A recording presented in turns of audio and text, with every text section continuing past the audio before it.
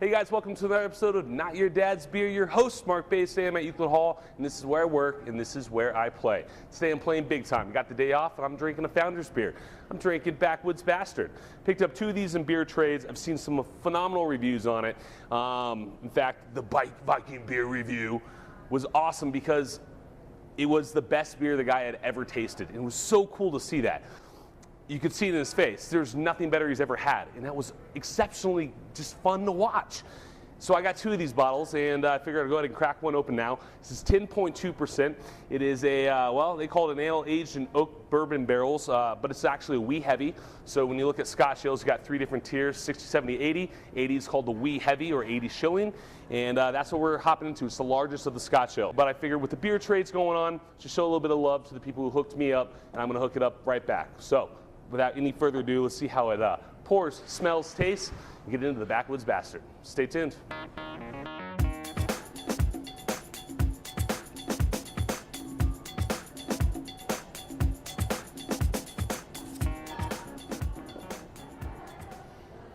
Wow, I can literally smell that beer from here, and it smells wonderful.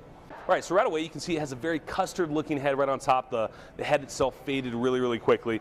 The color itself is kind of a murky brown, not super attractive, but it fits, you know, it's a little bit more brown than your average 80 shilling or a wee heavy would be. Those are typically darker in nature, more of a blackness. But I mean, overall, it looks good. We'll give it a swirl. Let's see how quickly, yeah, the head comes right back. I love it. Okay, so we got Backwoods Bastard pour. Let's go ahead and give this beer a really good swirl. Agitate it up, aggravate it up, get the head going, and really bring forth those aromatic aromas. Let's see what it smells like.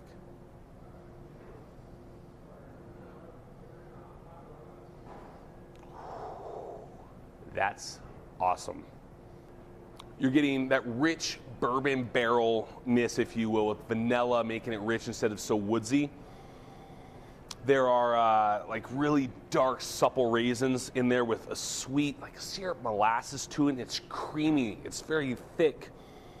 No hop bitterness whatsoever. In fact, this is reminding me much more of an English-style barley wine than ever of a Scotch ale. I had Thomas Hardy the other day in 03, and I've had quite a few different Thomas Hardys when I drink over at Falling Rock. This smells like the 03 Thomas Hardy. Doesn't remind me of a Scotch ale whatsoever. This reminds me of the English barley wine, which is a great thing because that's my kind of beer. Let's go ahead and give it a taste.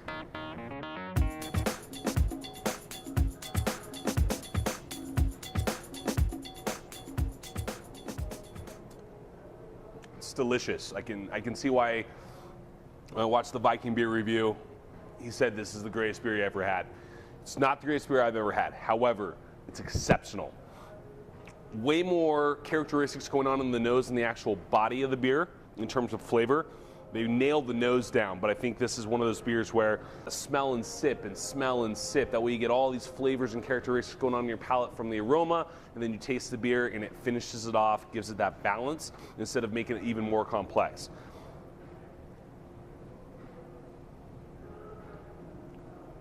We can hop right into it though. Right away, there is booze there. You get it. When you smell it and you got that rich bourbon barrel and vanilla and sweetness, when you get to the body, you actually taste that bourbon. Like it's there. It's that sweet whiskey feel. It reminds me of Michter's or Whippersnapper. It's solid. It's not so big and boozy that you can't get through it, but it's not so soft that it's not present. It's there. The body itself is creamy. It's a medium body. The way it smells, you would think it'd be so much thicker and so much heavier, like a barley wine, but it's not. It actually drinks with the same body of a Scotch ale.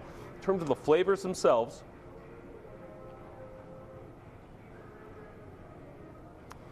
man, that's good.